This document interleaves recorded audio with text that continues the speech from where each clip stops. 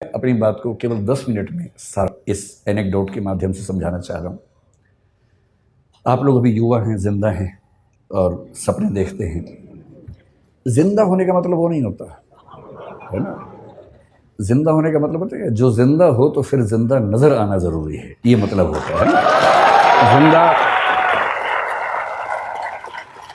एक बहुत प्रसिद्ध शेर है, उसूलों पे जो आँच आए तो टकराना ज़रूरी है, जो जिंदा हो तो फिर जिंदा नज़र आना ज़रूरी है। तो मैं इसलिए कह रहा हूँ कि आप लोग ऊर्जा से लबरेज युवा हैं और अभी आपके सपने देखने की उम्र है। जिंदा तो बहुत लोग हैं, लेकिन कुछ लोग ज़िंदगी ढो रहे हैं, घिसट रहे हैं, और आप भरे हुए हैं ऊर्जा से। इस देश को नौकरी मांगने वालों से ज़्यादा नौकरी देने वालों की ज़रूरत है।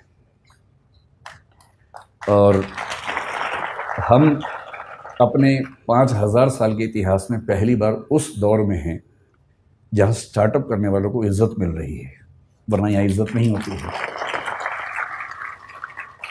अभी जो सरकारें हैं हमारे पास, सेंटर में भी, कुछ स्टेट्स में भी, और किसी मामले में आप उनसे सहमत हों, असहमत हों, समर्थन करें, विरोध करें, इस मामले में तो आपको मानना पड़ेगा कि उन्होंने पहली बार स्टार्टअप करने को इज्जत वाला काम बना दिया है।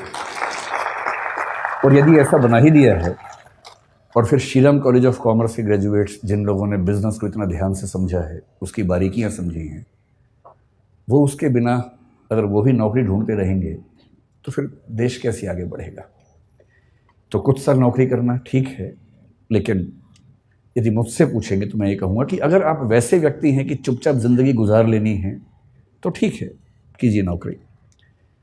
नौकरी करनी है, साथ में कुछ किताबें लिखनी है तो कीजिए नौकरी। पर यदि कुछ बड़ा सोचा है, अगर आप चाहते हैं कि आप इस देश और समाज को कुछ बड़ा योगदान दे सकें, तो सबसे अच्छा विकल्प है उद्यम। और उद्यम का मतलब केवल आर्थिक उद्यम नहीं होता है। उद्यम का मतलब है कि आप जोखिम लेने वाले व्यक्ति हैं, आप बहुत शांत व्यक्ति नहीं हैं। और जोखिम लेना कुदरत ने सिखाया, हमें प्रकृति ने सिखाया है। प्रकृति के विधान में सुरक्षा नहीं होती है, प्रकृति के विधान में जोखिम ही जोखिम है। वो तो हमने शहरों में, गाँवों में सुरक्षा डेवलप कर ली है, और थोड़ी बहुत सुरक्षा ज़िंदगी में रहे तो अच्छा भी लगता है। लेकिन जंगल का नियम, प्रकृति का नियम सुरक्षा पर नहीं टिका है, वो खतरों पे टिका है, जोखिम पे टिका है। जो भी आप में से अपनी ज़िंदगी को शानदार बनाने के लिए जोखिम लेने को तैयार है, मेरी नज़र में वही एंटरप्रेन्योर है, वही उद्यमी है।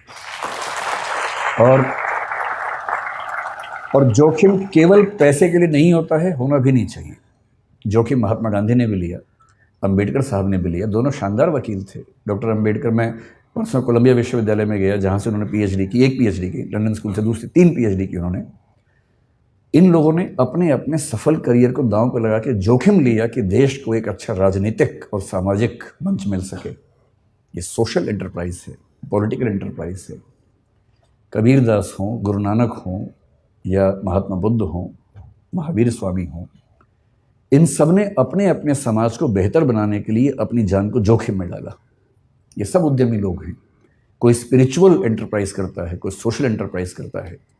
आप बिजनेस एंटरप्राइज वाले लोग हैं, लेकिन मैं इतना ज़रूर कहूँगा कि बिजनेस में पैसा कमाना ज़रूरी है, क्योंकि वही आपको ज़िंदा रखेगा, वही आपके उद्यम को चला पाएगा। लेकिन कोई भी उद्यम जो सिर्फ पैसा कमाता है, वो समाज को फ़ायदा नहीं पहुँचाता है। और मैं एक बात अक्सर कहता हूँ, आखिरी बात आपसे वही कह रहा हूँ, कि अगर अपने जीवन को एक ठीक दिशा देनी है तो सिर्फ एक काम कीजिए। बहुत बुरा लगेगा, पर मुझे ये सलाह मेरे एक मित्र ने दी थी, मैं आपको दे देता हूँ। आज घर जाके अपनी ओबिचुअरी लिखिए। ओबिचुअरी का मतलब होता है किसी के मरने के बाद अखबार में जो छपता है उसके बारे में, कि दुख के साथ सूचित किया जाता है कि फला फला की मृत्यु इस तारीख को इस वजह से हो गई है। उसके बाद की 4 लाइनें आप अपने बारे में क्या चाहते हैं लिख लीजिए, उसे बनाइए विजन स्टेटमेंट। वो लाइनें कई तरह की हो सकती हैं। एक ये हो सकती है कि इस व्यक्ति ने जीवन में खूब पैसा कमाया, इसने गुटखा बनाने वाली कंपनी बनाई, इसने अरबों रुपए कमाए और इसकी वजह से कई लाख लोग कैंसर से मरे, और पैसा खूब कमाया। दूसरा ये हो सकता है कि ये व्यक्ति चाहता तो अरबों रुपए कमा सकता था, पर इसने लाखों ही कमाए और अपनी ऊर्जा उन चीज़ों में लगाई जो समाज को और बेहतर बना सकती है। ये चाहता ये चाहता तो डीजल की कार बना के खूब पैसा कमा सकता था, तेल के कुएं खोद के खूब पैसा कमा सकता था, पर इसने सोलर पैनल्स में अपनी ऊर्जा लगाई क्योंकि उसे चिंता थी कि मेरे साथ साथ इस समाज का भी भला होना चाहिए।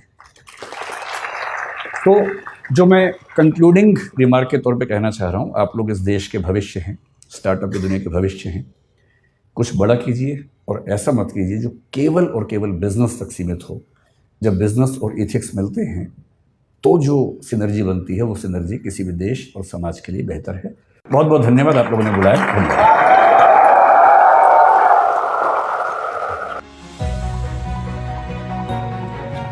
बहुत बहुत शुक्रिया सर हमारे साथ जुड़ने के लिए।